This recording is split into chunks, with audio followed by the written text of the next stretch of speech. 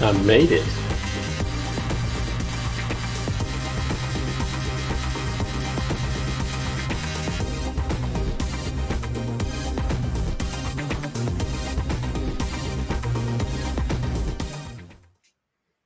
Despite me leaving you out of the email. And welcome to the Tesla Live number 239. Patrick has made it, if you haven't heard. We tried to leave him out, but we couldn't quite get away with it. So he's here this week anyways. So it was a bit of a screw-up.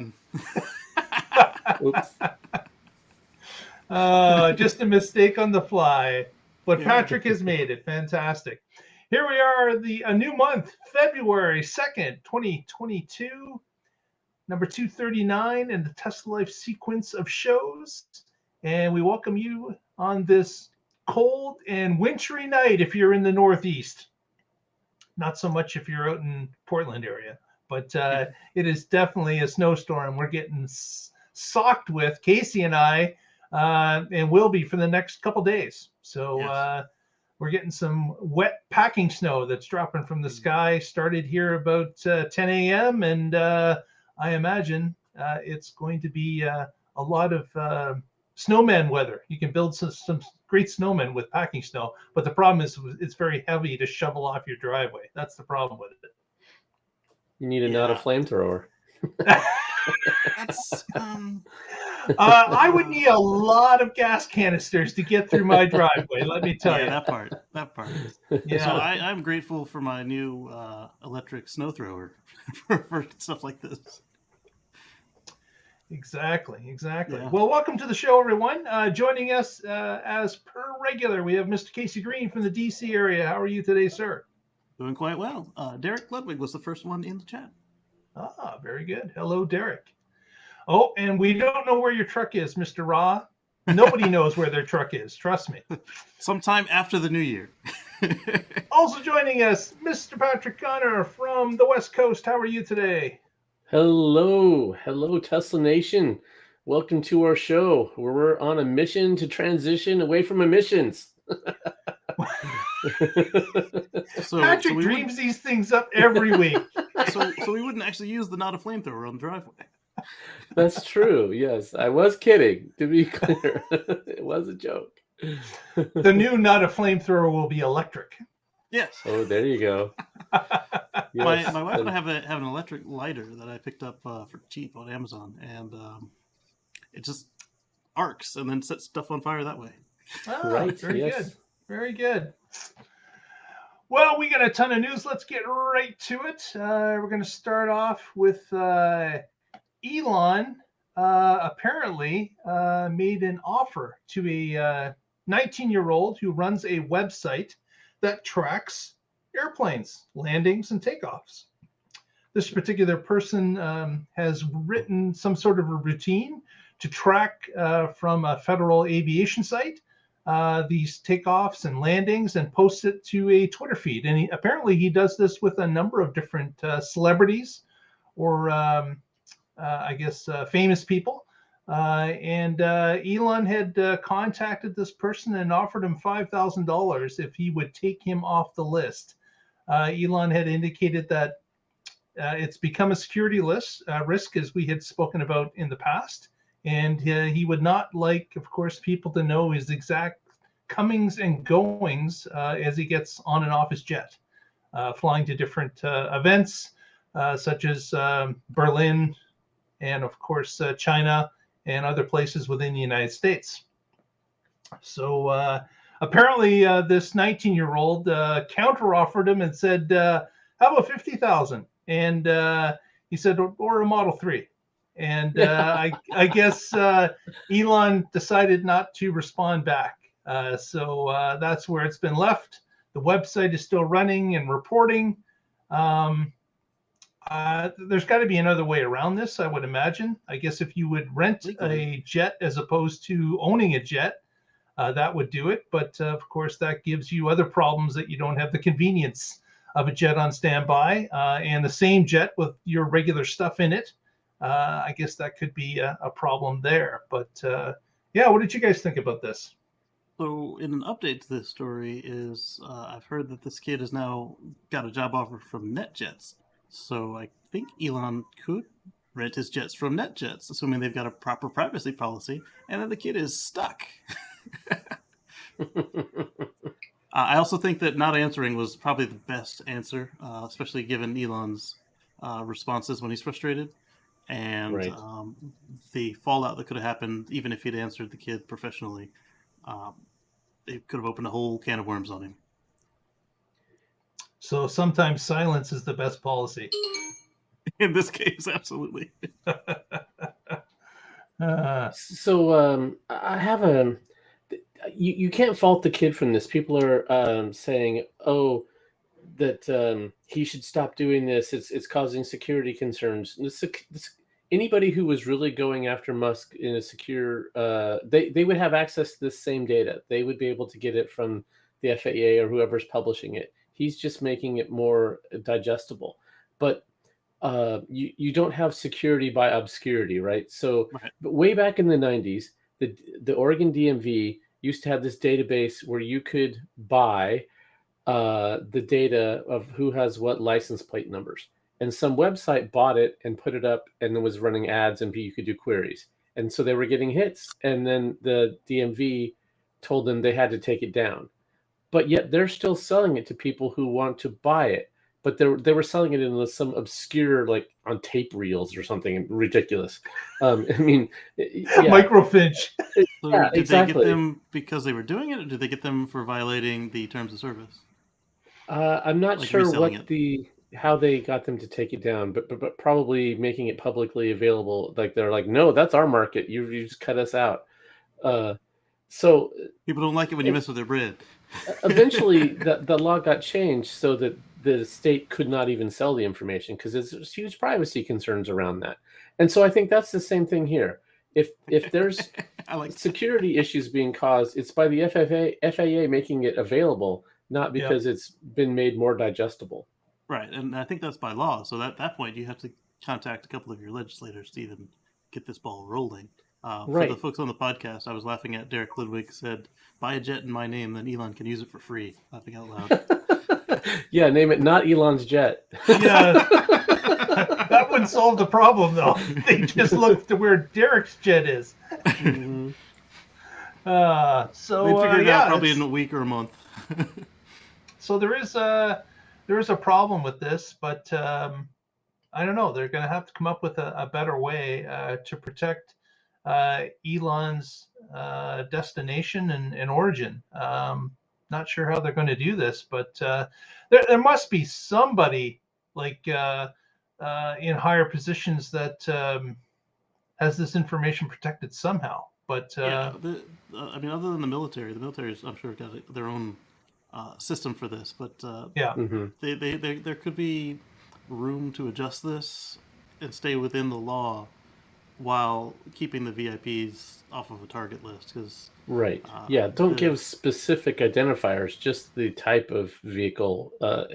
And of course, to the people that need the information, that at airports or landings or whatever, they get it, but don't make it all publicly available. There's probably too much being disclosed publicly. That's the problem. Not this kid. Yeah. Okay. Next, going to move on to United Kingdom Model Y reservation holders. Get ready. In fact, you've probably received some sort of an update in the email. Tesla is indicating that they're about to start delivering Model Ys to the UK. Deliveries are going to start in February, and a number of people have received the notifications. So a lot of people have been waiting for this a long time, and it's about to happen. So I'm sure many UK owners or about to be owners are looking forward to this this late Christmas present. So keep an eye on that, and we'll start to see those deliveries start to roll out, I would say, in the next couple of weeks, since we're already into February today. Next, just wanted to touch upon this. Casey, did we talk about this last week about Tesla purchasing a part of a railway? I don't think we touched on the show. I know we talked about in it. the Twitter feed we talked about it. It happened almost into the new week, shortly into the new week.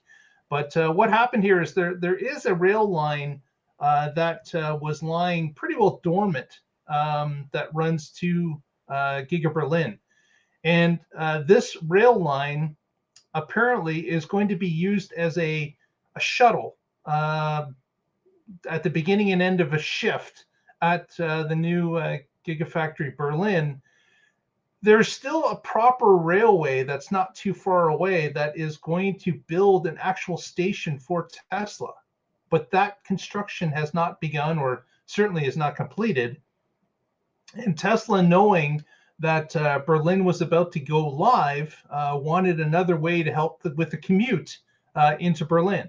So they have basically purchased a rail line that runs into their property, and they are going to be basically renting some rolling stock and an engine, and it will make the trip back and forth during shift changes. So people that live in Berlin will be able to travel on the train as an easier form of commute to get to and from the factory. So yeah, that's a plus. If you have a rail line available, why not purchase it and run your own railway? So the Tesla train is about to leave the station. So after show what title. We've seen, right, after what we've seen with them and the commute and the parking situation over in Fremont, this is a good idea. I would suggest that perhaps instead of putting a train on it, get a train cars and then hook up a Model Y with a rail hitch. And Oh yeah, is it a diesel train? Yeah, instead of a diesel or electric or any other combo of train, just put a Tesla on there, and then you're good to go. Or maybe they could take the wheels off of these 5,000 Model Ys that they got permission to build, and run them like the utility company does. Yeah, lifters. exactly.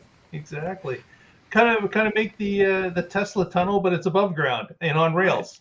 There's no rails. It just autonomy, just move them back and forth on the rails. That would be a really good case study for them to use for all the people who start foaming at the mouth at the boring tunnel. Yeah. It's not efficient, blah blah blah. Hey, look, it's one track. We can't go around when somebody gets stuck. Oh, hey, look, right. You have to stop when everybody else wants to stop. Oh, hey, look, why don't we just make a tunnel here? Exactly. So that's some interesting news.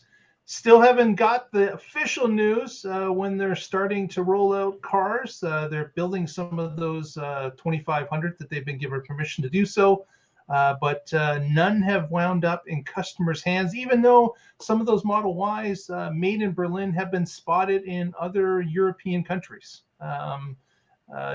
Basically test runs with manufacturer plates. So we're looking forward to it. Patrick and I have still got that bet. It still has not been settled. And man, we are into February, Patrick. Would you have believed it if we had have said this back in October of last year? No, I thought for sure that by the end of the year, there were going to be at least a few deliveries. Yeah. So we all wait and see what is going to happen here. We did learn that they made some right. thousands at each location. Yep. And we've learned that the ones at Austin are going to have the structural battery with the 4680s as a start. And of course, the ones at Giga Berlin will be the 2170s without the structural pack. I still contend that there's nothing stopping them from making 2170s in a structural pack, but the monetary investment for that doesn't make any sense when you get 2170s from China and then install your final equipment rather than having to transition it over, unless it can be adjusted. And I don't. Because you got to believe with Austin, once they get the bugs worked out in assembly and creation of those packs, they're going to push that out to other factories. So it'll be a much easier way to go instead of building a structural pack for the 2170s when you're trying to quickly transition to 4680s. It just depends on how they get that process down pat. I wonder, because we saw all the equipment going into Texas to assemble the cells. I wonder if perhaps either Berlin's equipment either didn't make it yet, it's not online yet, or they're waiting. Like Elon says, figure out how to do it once, and then you can copy and tweak it elsewhere. So maybe they can't even make the 4680s there. So rather than putting them on a ship and constantly doing that, they could just put them on a train from China and call it a day. Right. Next, we got a Supercharger story, and of course, Casey's going to take that. What's happening in California? I got my stories all out of order. So in California, Santa Monica is getting their 62 stall supercharger underway. It's you got a picture of that? It's nearing completion, and I was surprised to see that it was not using any of the prefab sites. It's all on-site construction. Yeah. So why do you think they didn't do the prefab here? I don't know. The only thing I can think is maybe they don't have enough prefabs, or maybe the site couldn't house them for what they needed. Like maybe they want all the cabinets on one corner of the building. If it's going to be a permanent installation, why not do it this way from the beginning? Keep the prefabs for when you need them to roll out for some holiday event or some other high activity, or a smaller site where they're already going to be somewhat together. Right. Versus like this, you would have boxes all over the lot. Versus right now, you can see them in the middle of your screen. They're all together next to the power pack, or the mega pack, I should say. Right. So you notice that there's kind of a green tinge, and I was thinking, did they change the colors from red to green? No, that's just cellophane wrapped around the outside of the Superchargers, giving it a green tinge. Yeah. But that's great. Santa Monica is a bit of a charging desert when it comes to Teslas. They've got a couple, but for the size of the city and the number of Teslas that are in and around Santa Monica, they definitely need more. And Tesla was certainly pushing to get another charger built here a long time ago. And the city of Santa Monica kind of pushed them off a few times and talked to them about, hey, can you build some housing with your Superchargers? Right. Which is like, okay, that's got nothing to do with us. But yeah, we totally build houses and apartments and stuff. Yeah. That's what right. we do. And then apartment dwellers specifically usually can't charge up at where they live.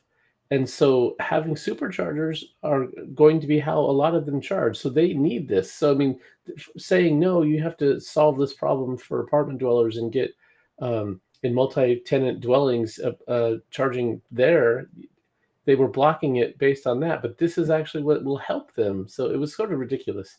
These city councils that they have their little thrones and they sit on and they want to show that they're in charge. I will say, though, that when you're at an apartment and you supercharge exclusively, it's a lot easier to end up in supercharger timeout and have your supercharger slow down for over a year. I wonder how I know that. But it's back. Oh, that's why you kept going to different superchargers. So you weren't the same one too often. No, kidding. No, I did not. Mix it up. They look at your percentage of DC charge versus your percentage of AC charge, and then they... Next, of course, we know about the Hertz deal with 100,000 Model 3s being ordered by Hertz and starting to be spread out amongst different Hertz rental locations. They had a deal, apparently, that when you would rent the Hertz vehicles, you could use Supercharging free of charge to refill the vehicle as many times as you wanted during the rental period. And that they had offered it for a month free. Well, apparently they've extended it for another month. So again, people that are renting in the month of February, you'll have access for free supercharging for those Hertz Model 3s for the month of February. So lucky you if you've rented one. Love to hear from someone that's rented one from an agency and what city they were able to pick it up in. If you have done so, please send us a note. Either in the bottom of this video or send it through one of the social feeds. Love to hear from you and what your experience was like when you picked up the car at Hertz. So yeah, one of my friends is looking at doing the Uber rental for the Hertz car, so I'm gonna see if we can't pick his brain on how that goes. Oh, okay, that'll be interesting. There was a comment in the chat about the green superchargers, and this is an interesting idea. We showed the mega charger on here a few weeks ago, and it looked like a big urban charger. Right. And so if you're a Tesla driver, a new Tesla driver, and you see this, you might not know that that's the one for the semi. So what if they made those a different color, like green? Like diesel. That might make it, that might help get rid of the confusion, and as David points out, and would be great for St. Patrick's Day. That's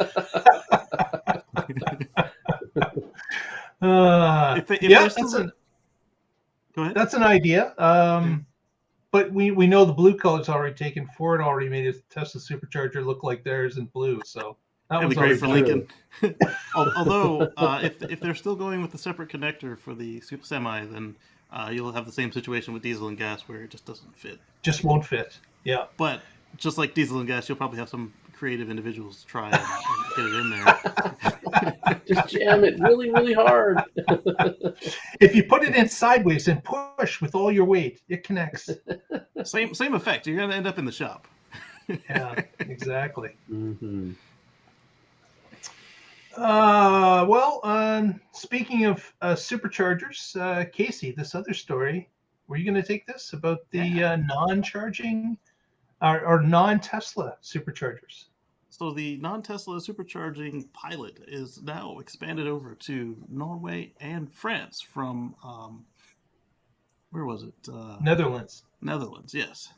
And so now there are 15 in France, 20 in Norway, and that adds to the 10 that were already in the Netherlands. So if you have a CCS-equipped vehicles in these places in Europe, you can give it a try and help us to expand the mission. I was going to steal it from Patrick, but Go ahead.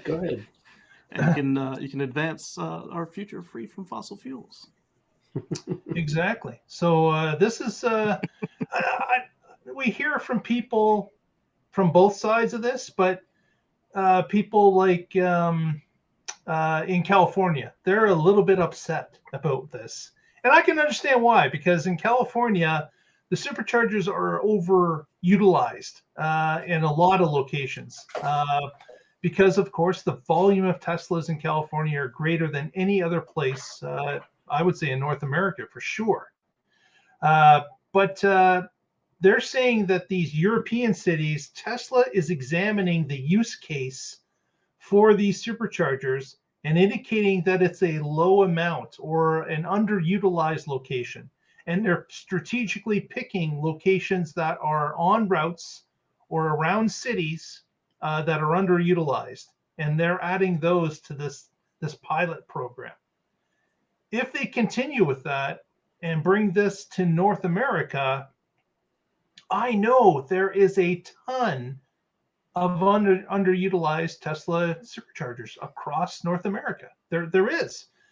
In my cross-country tours in Casey's and Patrick's, we have noticed that there are a number of locations that we're the only ones there charging, and we've rolled through there a few times. I know, for example, there's a location in Comber, Ontario, which is down near Windsor, Detroit area. And that supercharger, even though most Canadians use it as a travel route into the United States, every time I would go to it, it seemed to be just me or me and one other car, even though there's 8 chargers there. So yeah.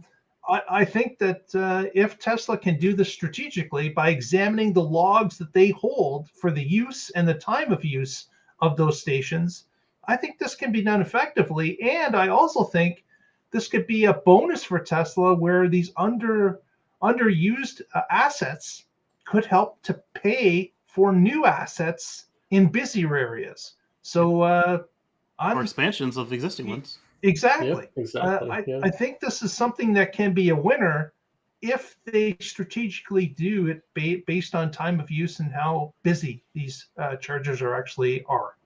Yeah, I've since 2017. Well, let's go all the way back. My first time driving a Tesla. Let's go back to 2015, 2014 or so. I've waited on 3 Superchargers, and one was hurricane evacuation return with a Supercharger that had 2 stalls out, and another one was just super busy. Then there was the one where I jumped the line, and, and there was one more, and that was it. I do regularly end up at stations that give me the 80% knockdown, where you got to slide it back up if you need the 90%. But and then they keep putting new Superchargers around where I live, and I have a feeling that California is probably the same, but they might just be getting more Teslas faster than they're getting more Superchargers because of the nature of how it goes. Yeah. And yeah, the only time I've ever had to wait was in California. Yeah.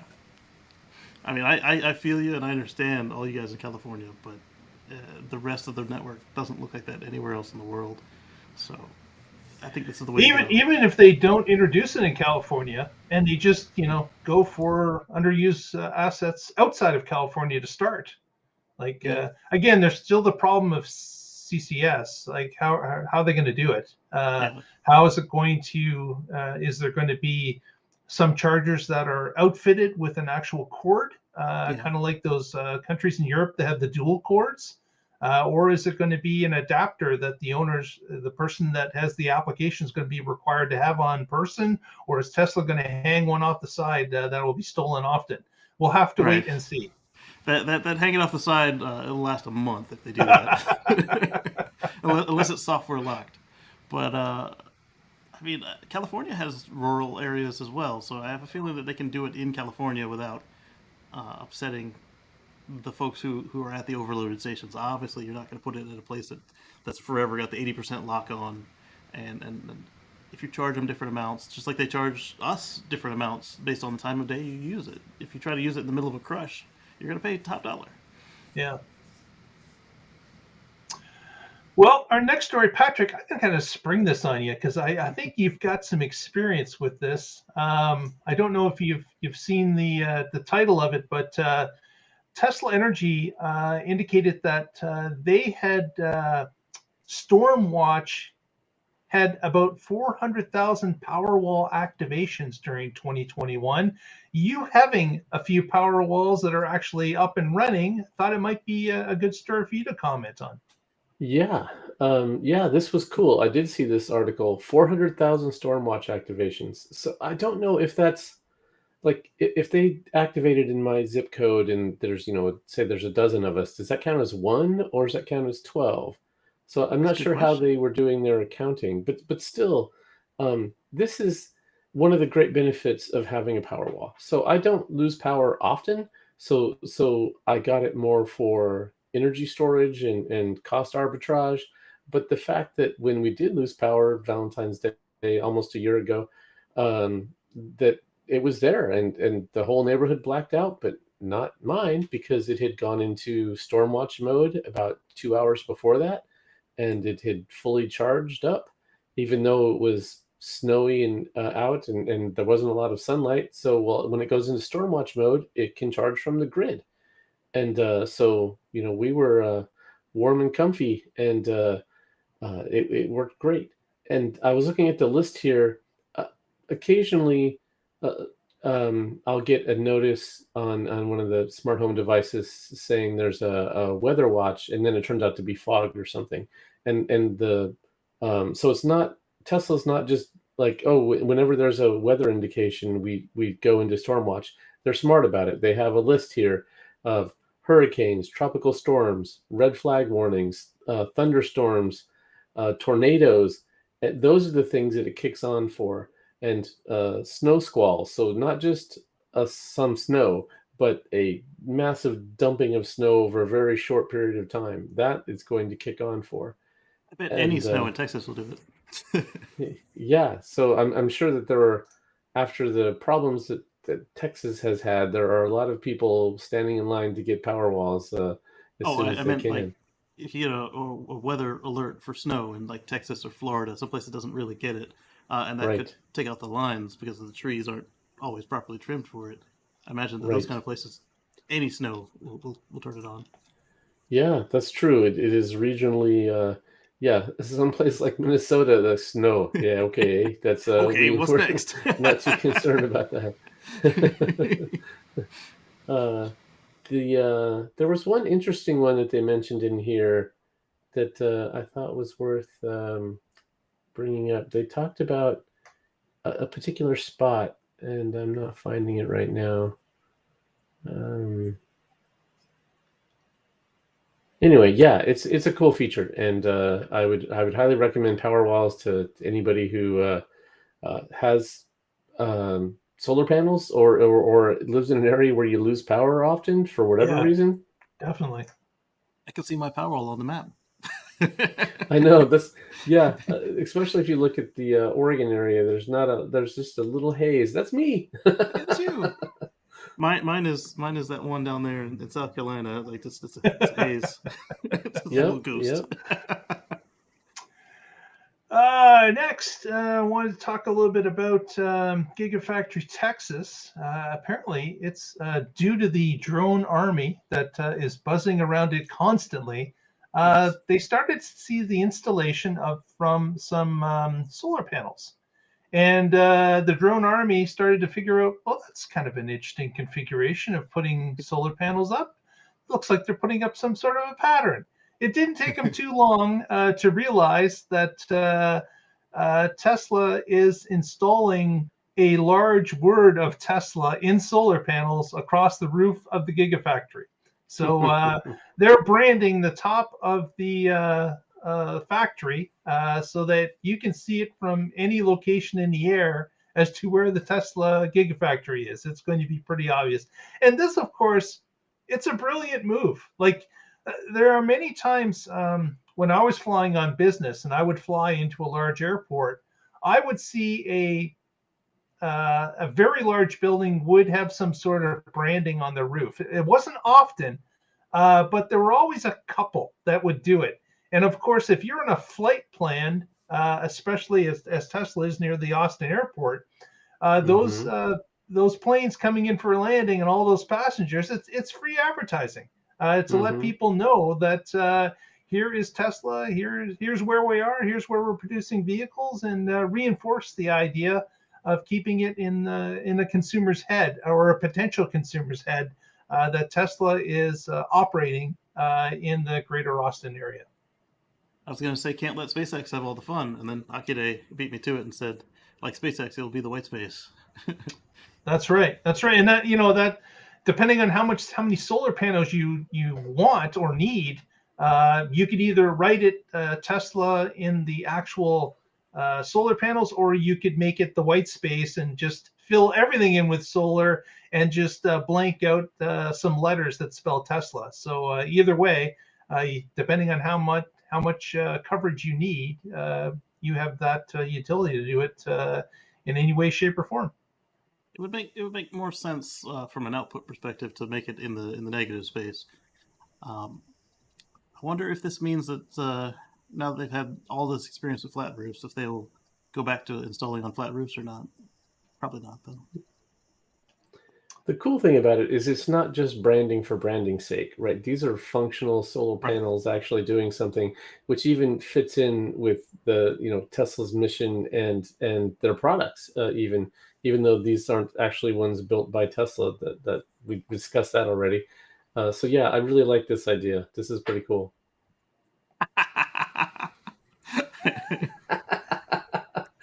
I don't think so. Nope. Evidence says he won't. There was a meme that I liked where they were spelling it out together, and then he said, "What's it spell?" And he said, "Ford." Good point, David. And we've got a story on that coming up. So yes, indeed. Next, Gigafactories. Another Gigafactory story. This, of course, is about Buffalo, New York, that has its own Gigafactory. And this has been the black sheep of the Gigafactories, apparently, somewhat, that they've been kind of ignored. They are operating now on some lines for solar, as well as making superchargers is what they've been pumping out of that particular factory. And over time, I guess it was the governor of New York had made a deal with Tesla based on number of employees and monies spent in capital on that particular plant, that they would get some rebates from the state if they were to set up. Tesla had done so, agreeing to those terms. And it was announced just recently that Tesla has achieved those terms. And that is, showing the accounting above board, so people can see where tax dollars are spent and how they're being spent based on the utilization of this particular Tesla plant. So there was some concern, especially at the beginning, I guess it's now 3.5 years ago, when the Model 3 production was in somewhat jeopardy. They had pulled a number of employees and had them all working on Model 3 projects as opposed to solar. And of course, the employment at the Buffalo plant dropped. So this was something that was done in order to save the Tesla Model 3 line that was fledgling at that point, needed the support.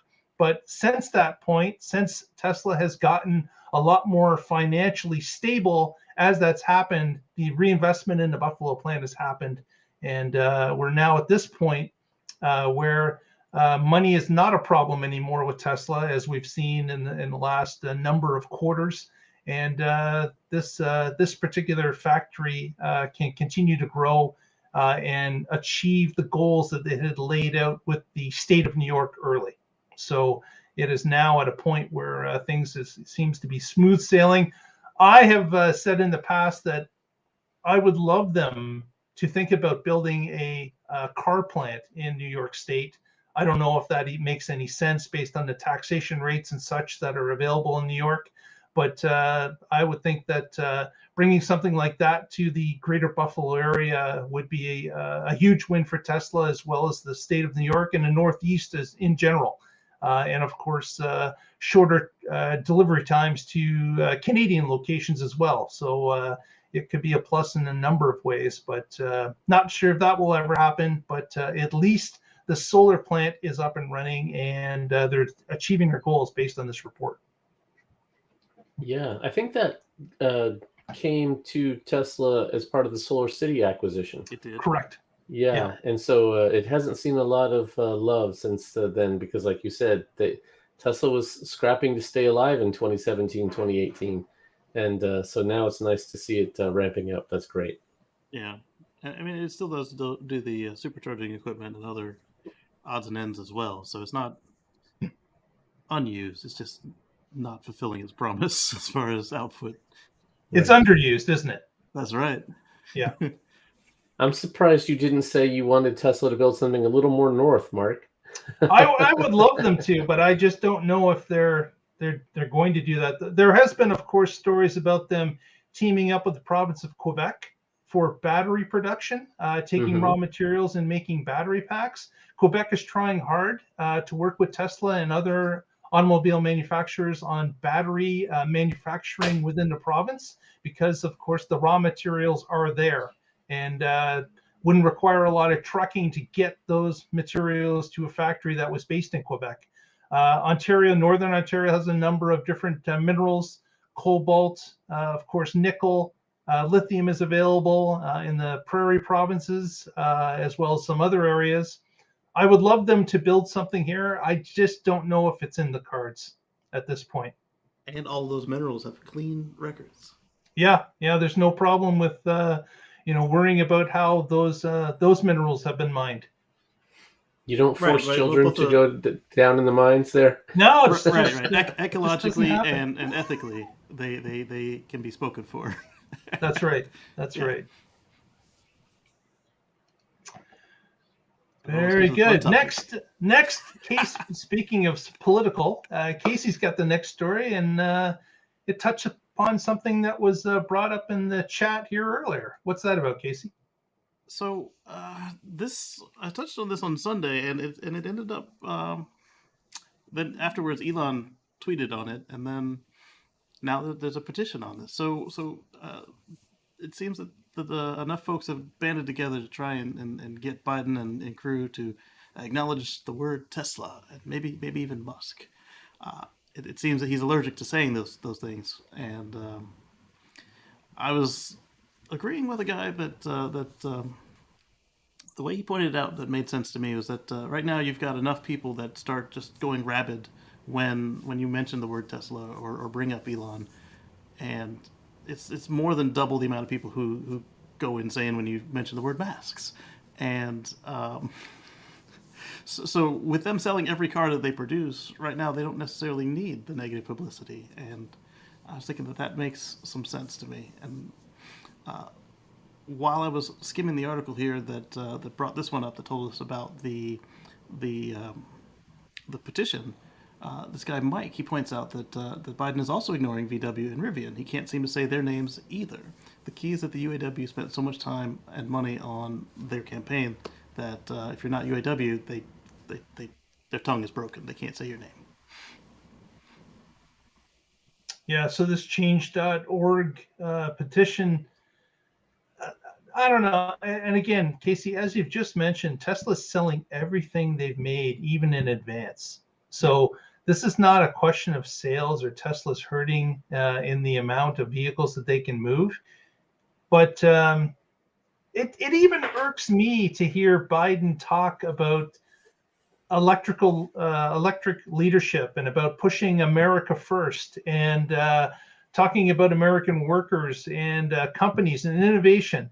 And Tesla's got all that in spades, and they're just ignored because they're not UAW. And right. It's super weird. That's really what it is. Yeah. Mm-hmm. But the gentleman who was making that argument, he also pointed out that if you did acknowledge the actual leader in the field, that would do two things to actually hurt Tesla from those same individuals who just lose all self-control once that word is uttered.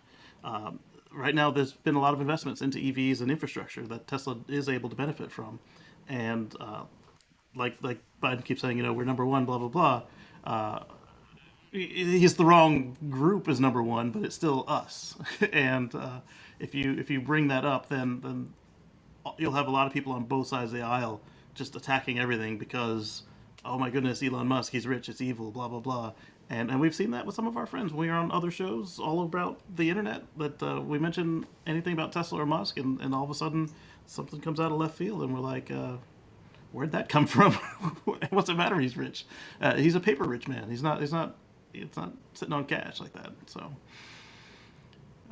it would detract from the mission. Is the guy's argument to give them this praise, and do they really need it? And aside from the actual workers themselves, is anybody actually hurt by this? Because the company would actually be hurt if they are mentioned, is the argument. Yeah. So all these people saying trying to sign this petition, I understand why they're doing it. I think it's ridiculous that Biden hasn't said it, but he's a politician and he has constituents. He has people that make donations. He has to worry about the impact of everything that he says.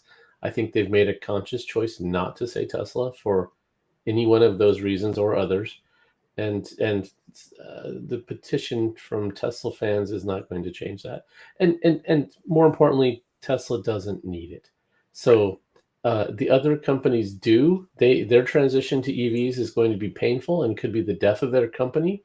At some point, it's going to be more profitable to make EVs, and yet they're only going to have the infrastructure to make a few of them, and no one's going to want their gas hogs the polluting vehicles, and it's going to be very difficult, if not impossible, to make that transition. So they're the ones that need the help. So and if Tesla's real mission is to the advent to electric transportation, sustainable transportation, they can't do it all on their own. They have to be other companies, and so if the other companies need the help, and it's just a few words from a politician, fine, let them have it. Just let them have it, because that meets the real goal. Yeah, but for the workers, I would be comfortable if he were to mention Tesla, VW, Rivian in a footnote somewhere saying, hey, factories made in the U.S., blah blah blah. while still pushing the UAW rather than pretending that they don't exist. That's the only weird part about it for me. I understand not focusing on them because they didn't give you any money, but the extent is just odd. It's like they change the subject, they start sweating. It does sting you a little bit, doesn't it? Like it irks you. I understand that. Just that, and you've brought you've brought up great points that they don't require it, they don't need it, they don't need a target on their back for whatever reason. They would much rather lie low and just continue the trends of great quarters and pushing out cars, getting those 2 new factories up and running and getting them up to speed. And that's the only mission they require. They don't want to fight any other fires. They don't want to fight any other PR that's going on. They just want to do their jobs. Plus, it look even more weird when Texas does come online and they're making 1 million cars a year in the U.S. alone, and then not to be mentioned, like, oh well, my neighbor's got this other one. Yeah, exactly. So, and that's the other thing I want to mention with bringing the shared superchargers to North America. I just think that that's an ideal scenario for Tesla to sell their future cars as well. Yes. Having somebody pull up in another vehicle and realize they're not getting the same charging rate, they're not staying there, they're having to stay longer, they're getting a lower charge, they're able to speak with people that actually own Teslas at the sites.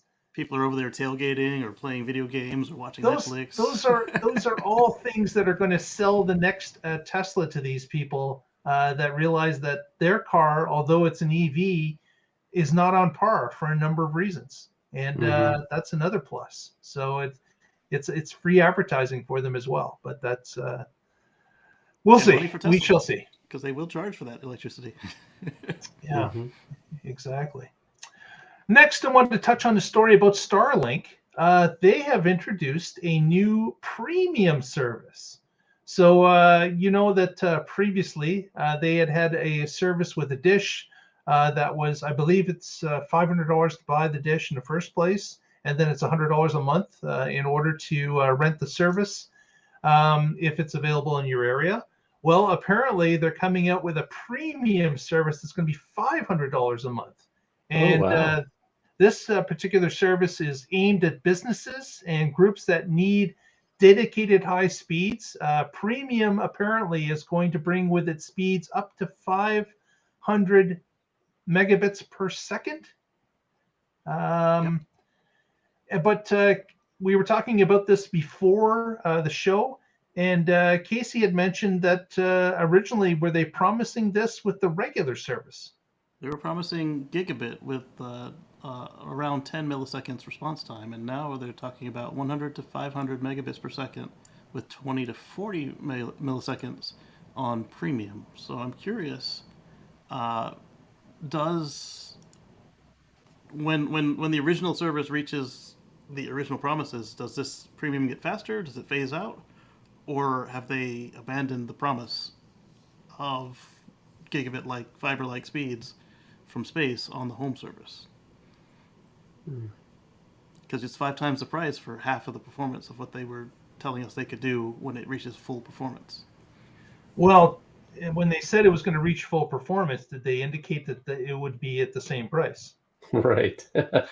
Fair enough. And they also were very careful the company was never the one promising the numbers. It was always Musk. So same situation as with Tesla and full self-driving. The company has only said it can do this, and Elon's like, robo-taxis! 1 million cars with robo-taxis by End of the year. 2020. Every year he since does 2017. represent the company, though. He does. I don't think you can. That fine line's not going to get past any jury. Certainly not this one. Right. Right. As somebody in line for a Starlink, I was kind of disappointed to hear about this a few minutes ago when I learned that they had a premium service at half of what. Well, but I mean, if you're someplace where you don't have fiber as an option and you can get 500 megabits, that's still awesome. That's still great, yes. I'm wondering maybe if they both reach the original numbers, if maybe having premium gives you priority service, so that way, like if you're a business or government or emergent service, your packets would get priority over me watching Netflix. Why? Right. Well, if somebody's gonna die, I'd much rather than Netflix get is what they important, need. man. You don't want the circle movie go around. leaving you hanging in the middle of the movie. Come on. I can deal with the beach ball. I don't want somebody to die on the table. And they're just now getting the laser links to work, right? Right. Yeah. Yeah. So that should be a big boost of it going through the network a lot faster. Yeah. So maybe so that's when you get to the higher speeds. Version 2 satellites had just gone up recently with the laser link. So they're probably calibrating that as we speak and doing some tests with it.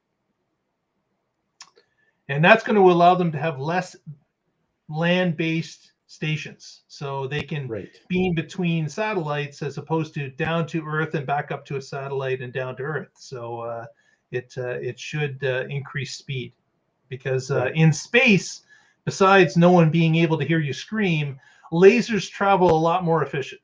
They travel at vacuum speed rather than right through instead a of 70% like they do. Yeah, it's only 0.7 C here in the atmosphere that we all enjoy breathing when it's not polluted with emissions. I just logged into my Starlink account and it still shows my deposit and it shows where I live.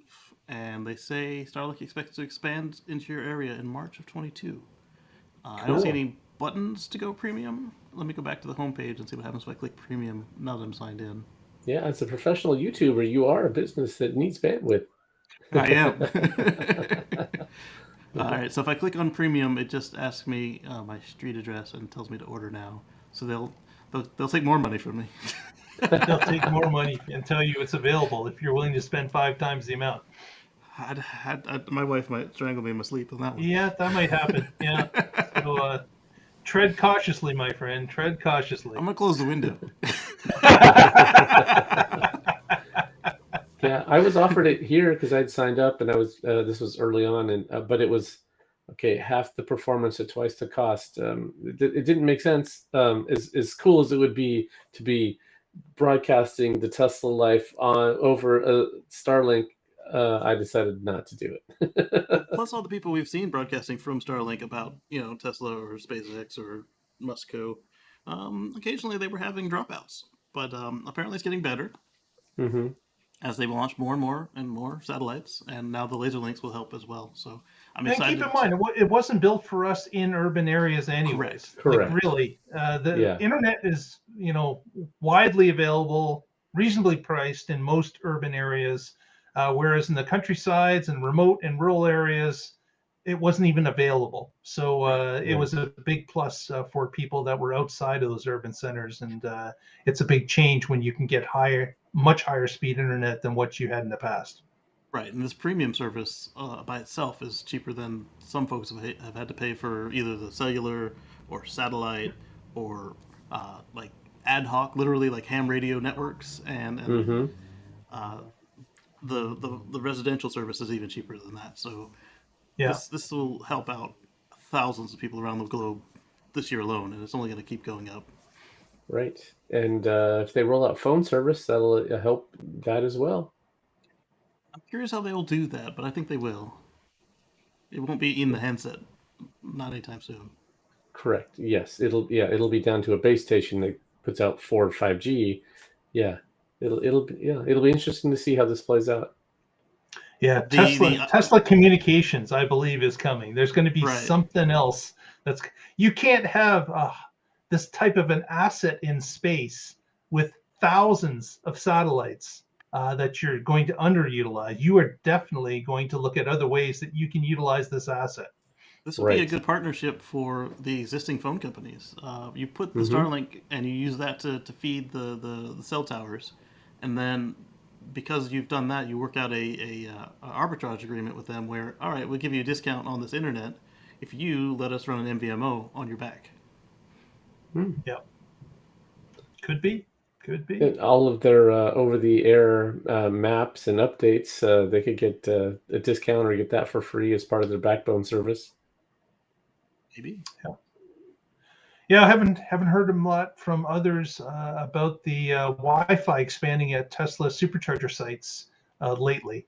We heard about those first few ones that had hit a few states on the East Coast, but have not heard many other people reporting on that. So probably when they developed Starlink Premium, because all those cars playing video games and watching movies overloaded it. Good point. Well, next, Casey's got some local news. What's going on there, Casey? So I found out about this from a couple Canadians of all places, despite it being on the street. So the Washington football team I knew they picked their name out this morning. I heard that all over the news. But look at how they announced it. Look at these vehicles right here. They announced it with their team Model Ys. They are now the Washington Commanders. Around here, Washington means a state to the north. So this is the DC Commanders.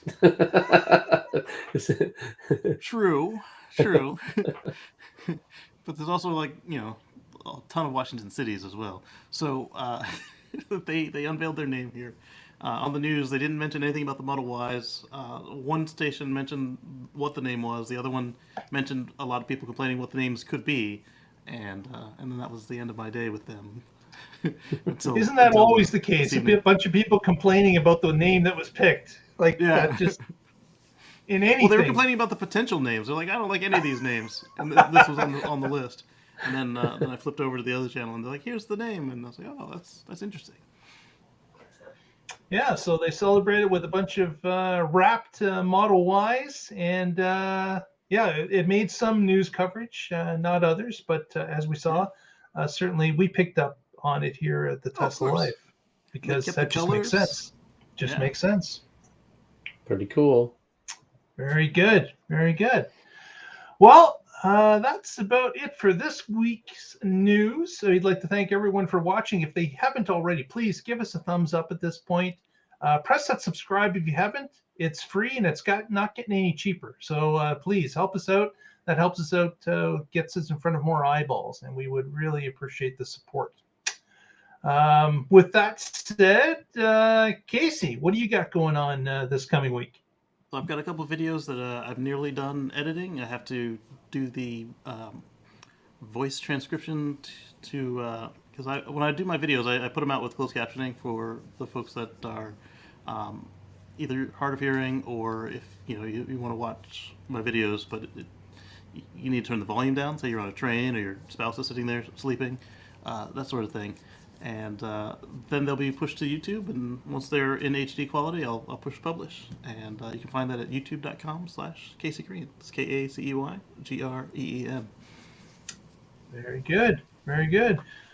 Mr. Patrick Connor, what have you got for us? Any shout-outs? Oh, yeah. So I want to give a shout-out to Tesla Full Self-Driving. This morning, I had it in Full Self-Driving mode, and it was turning a corner, and it stopped. I'm like, what? Why the hell did it stop here? There's nothing. There's no cars. My light is green. I step on the accelerator, and then beep, beep, beep, beep, beep, and I was like, I double-checked because I was like, oh, it's false alarming because there's a slight uphill here or something. No, what it was, a pedestrian had started jaywalking off the sidewalk, and the car saw them, and I didn't. And So yes, the FSD helped me not run over someone this morning. Yeah. Wow. I enjoy the performance of FSD with pedestrians, and it gets better with every release, which is phenomenal. That is a great thing to have. Not running over a pedestrian is a way to start your day, definitely. Yes, yeah. So yeah, shout out. Thank you, Andre and team and everybody there. That's awesome. So I'll do my usual shout outs. I blog at carswithcordis.net, and I just put out one after the Tesla earnings report where they talked about their roadmap. So what can you expect to happen in 2022? And I put a little bit of speculation in there too about some exciting things that might happen. You can go check that out at carswithcords.net. And as usual, I am with the Oregon Electric Vehicle Association. You can find us at oeva.org. Thanks. Fantastic. Once again, everyone, thanks very much for watching this week. Come back next week, join us, and together we will find out what is going on in the Tesla life. Thanks, Lee Moon. Stay positive, test negative.